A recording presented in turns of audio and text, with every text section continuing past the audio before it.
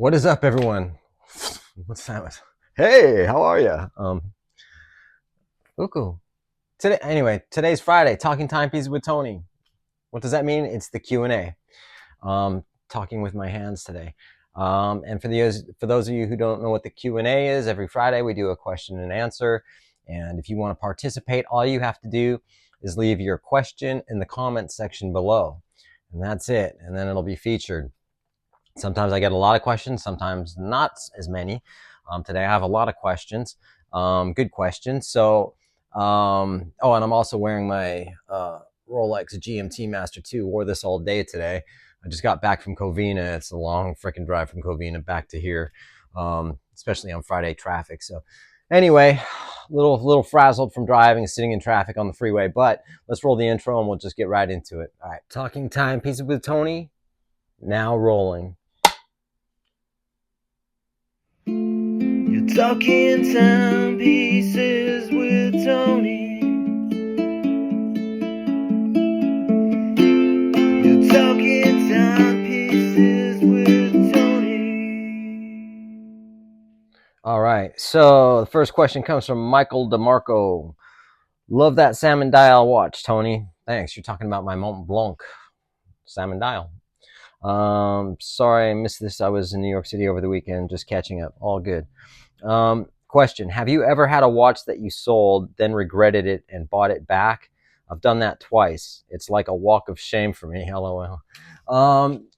Yes. My Vacheron I just sold. I wish I hadn't have sold it, and I want to buy it back or another one. But the one I want to get back, if I'm gonna do it, is gonna be either the 39 millimeter or 38 millimeter. But if it happens to be a 40 millimeter, then so be it. But that's essentially what I want to do. But that's part of my Grail video where I was kind of like, do I want to get a Breguet? I really want to get a Breguet as well. I don't, you know what I mean? And these things aren't cheap. So when I got rid of my sub, it went to a really good home, and I'm glad that it did. It went to an LAPD officer who really wanted a sub. So, okay, all right, and then so I bought the 14060 because it's a 40 millimeter. So I did get that back.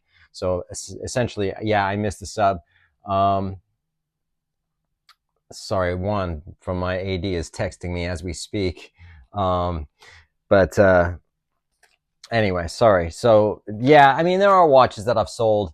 Now other people are texting me. This is like perfect timing, and it's just blowing up and blowing up and blowing up. I'm literally watching my text just fly up in front of the screen here. So I'm sorry. I'm now getting distracted. So I apologize for that, you guys. It's just what happens, And anyway, but I appreciate your question, Michael. And so the next question comes from Chasaru77. Hey Tony, great channel. I bought a Zenith Pilot 3-hand after watching your vid on this piece and couldn't be happier. That's awesome. I'm glad you love your Zenith. One of my favorite pieces. Question for your next Q&A is this. My uncle in his 80s gifted me his 1968 Rolex Datejust 1601 two-tone pie pan silver dial. He bought it during an RR visit in Paris. Was that rest and relaxation, I guess, from the military? In the USN stationed in Iceland. The piece was sitting in a lockbox for 22 years before I received it. I had it serviced, and it's a beautiful watch. A piece of family history, and super appreciative that he gifted it to me. However, I can't read the time on this piece and can barely do so with reading glasses because the hands blend in with the dial, similar to your Daytona. I feel that my uncle stopped wearing it for the same reason, but you don't know for sure, right? The dilemma I have is to let it sit for another 20 plus years then before passing it on to my kids who may feel the same way. Or do I sell it and buy something similar that is legible and wearable? I believe in wearing all pieces in my collection as opposed to having them sit. This is the only Rolex in my collection. What is your opinion? My opinion is hang on to it, man. If you sell it, you'll probably regret it. Those watches aren't worth a fortune. You know what I mean? So, you just said yourself, it's a piece of family, it's like it's an heirloom. It's a piece of history. It's, I wouldn't sell it. I'd hang on to it, man, and just save up and get another Rolex. I know you say you want to wear your watches, but at the same time, something like that, I would just hang on to it. You know, if nothing else, it's a nice memory that you can look at. You know what I mean? And you know, but I wouldn't sell it. But it's up to you, man. Best of luck. This one comes from PQ19476. Hey Tony, longtime watcher Phil here. I was wondering your take on the Zenith Hodinkee chronograph watch with the orange dial. It looks sick and I want to buy it. I also feel like Zenith will round out my collection nicely since I have Rolex, Tudor, Omega, and Grand Seiko and Seikos. Keep crushing the game, man. Thanks, dude. Yeah, it's cool. I mean, it's if it's the same one I'm thinking of, it's like a Chronomaster Sport with like a salmon dial. You know, yeah. I mean, can't go wrong. El Primero movement is, I think. I mean, that's one. I don't know it that well. I don't pay too much attention to Hodinkee, man. But you know, but I think I know which watch you're talking about, and it's cool. So yeah, pick it up, man. It would be a great addition. It'd be probably one of your best watches too. Thanks for your question, man. Austin Cragen 7391. Great episode, Tony. Thanks. What do you think of the IWC Engineer, since you mentioned the GP, the Gerard Perregaux Laureato is what I was talking about, and other integrated watch bracelet sport watches? The IWC does have real ties to the famous Gerald Genta designer, unlike GP. Also, what's your opinion on the Rolex Yachtmaster 40? I've seen you with all the Rolex sport watches but the Yachtmaster. Okay, so first and foremost, the IWC Engineer, first and foremost, actually, I don't really give a shit if it's got ties to Gerald Genta or not, you know. I have several Gerald Genta watches, you know, so, you know, I might say, hey, the GP out of that look, that Gerald Genta look is my favorite. But it's not because of Gerald Genta that, I mean, obviously the reason why I would get the Gerard Perregaux is not because of Gerald Genta, you know what I mean? The Ingenieur is a cool watch, but they've priced themselves out. It's too much. It's over $11,000. And for watches in that segment of what they do, that watch should have been priced around $7,000, $7,500, $8,000 tops, but that's where it's at. It sits at like $11,000. It's too expensive. I don't think aesthetically it's as nice as the Gerard Perregaux. The Gerard Perregaux is high horology and the IWC is not. So, you know, but it's a nice looking watch. Don't get me wrong. But for the money, I'll take the GP. And other than that, I'll take the Zenith Defy, because the Zenith Defy, another great watch, you know. And you've seen me with all the sports models except the Yachtmaster. Yeah, right. I'm not a Yachtmaster fan for some reason. You know what I mean? I don't hate it. I don't dislike it. There's just something that just, yeah, even though they're so similar to the Submariner, you know what I mean? It's just that it's the bezel, obviously, something to do with the bezel. I just prefer the black bezel on the Sub. I prefer the black and blue on the GMT. So that's just why, you know. But thanks for your question, Austin. I appreciate it. This one comes from Amiro9071. Hi, Tony and Paco. Hey, Paco. One of the viewers here, Amiro, is saying hello. Can you be nice and say hello, Paco? Okay. He says hi. Have you maybe tried the Blue Tudor Black Bay Bronzo Bucherer? What do you think about that timepiece? Thank you, Amiro. I have maybe not. No, I don't. I don't know anything about that piece, man. The Bucherer, Bronzo Bucherer? I don't know what that is, dude. I'm sorry. But if it's a Black Bay, it's probably a good watch, you know? Thanks for your question, dude. Next one, Richard Moore, 6365. It would appear you like Rolex. Would you generally say it's your favorite brand? Yeah, I do like Rolex. And is it my favorite brand? It's my favorite brand for the most part, you know. But if it came down to, yeah, it's probably my favorite brand. For me as a person, I have more history with Rolex than anything else. But I would still say Vacheron and Patek are up there too. You know what I mean? Plus, if I was to go in the luxury segment of watches that I have that I've been able to afford, it's Rolex, and then Zenith would be my second favorite, and then Cartier my third favorite. So to, you know, and goes from there. So, yeah. Thanks for your question, man. Z06 Cowboy 72. Have you seen the Zenith Defy Extreme Jungle in person? opinion, I have not. Obviously, I've seen it, but I haven't held it and tried it on. It's an interesting looking watch. You know, the Defy Extreme is a bigger watch. It's titanium. So even though it looks like a big chunk of watch, it's very light and it's very comfortable on the wrist. I've tried on the Zenith Defy Extreme, just not this version of it. The Jungle, it has tiger's eye in it. It's a very weird looking watch, really, isn't it? I mean, I can imagine it would look better in person, but I look forward to seeing it. If I think is it a boutique only edition, I'm not sure, but you know, I don't think I would buy it just based off of the aesthetics, but and it's too big for my wrist. I mean, it's 42 millimeters, I think, 42 and a half millimeters, something like that. But it's an interesting looking watch. I like the other ones. I like the blue one and the black one though. Thanks for your question, man. For Traxxer, I had to think about this and what I consider a grail because there's obtainable grails and unobtainable grails. Obtainable would be a Panda, but really my main grail would be a Platona. For those of you who don't know, a Platona is the Daytona in platinum, ice blue dial. Tony, do you consider ones that you would never be able to buy as grails, or just ones that you could potentially own within financial responsibility, but not easily? I don't know. I don't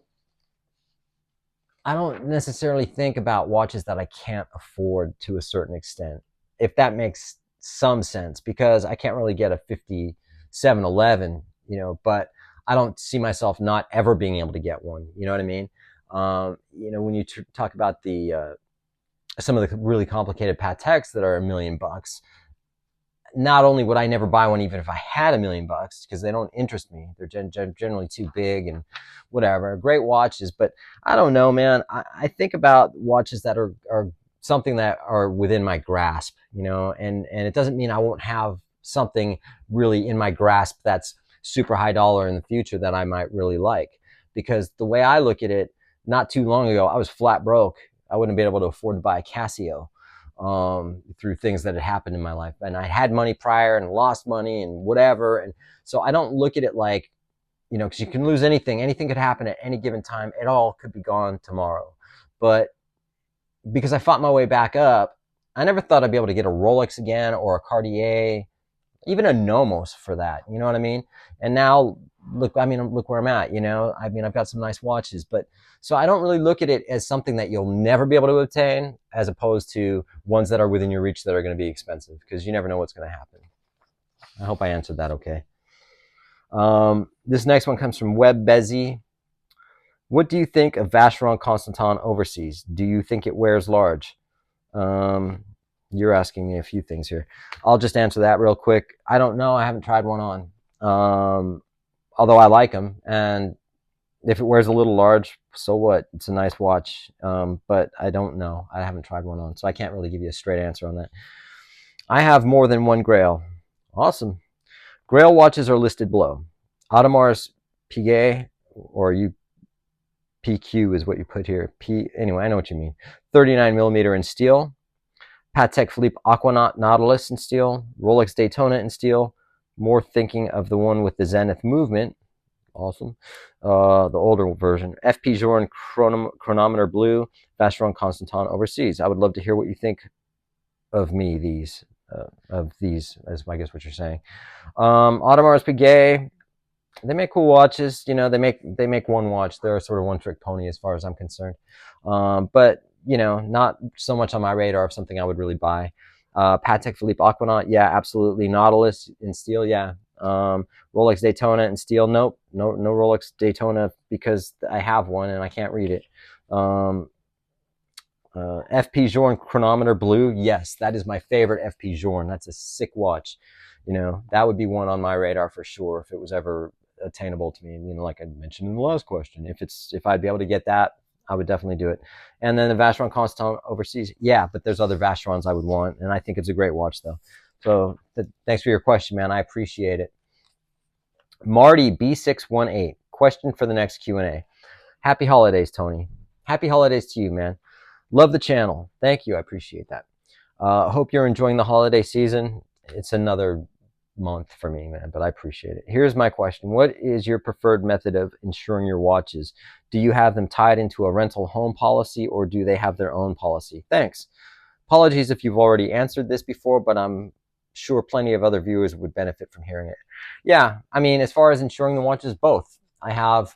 Um, I have a policy for my renter's policy, which includes watches. But the thing is if something happens to a watch, it's never going to cover the full value of the watch. You know what I mean? It's a blanket sort of policy, and it covers to a certain amount, a dollar amount for whatever's in my apartment here.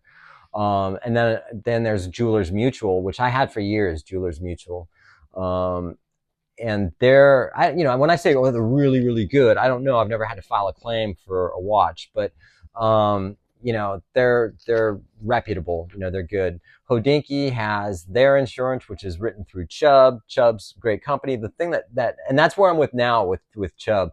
I wish I would have stayed with Jewelers Mutual, but now they're not insuring Rolex, I think, and, because of all the insurance fraud.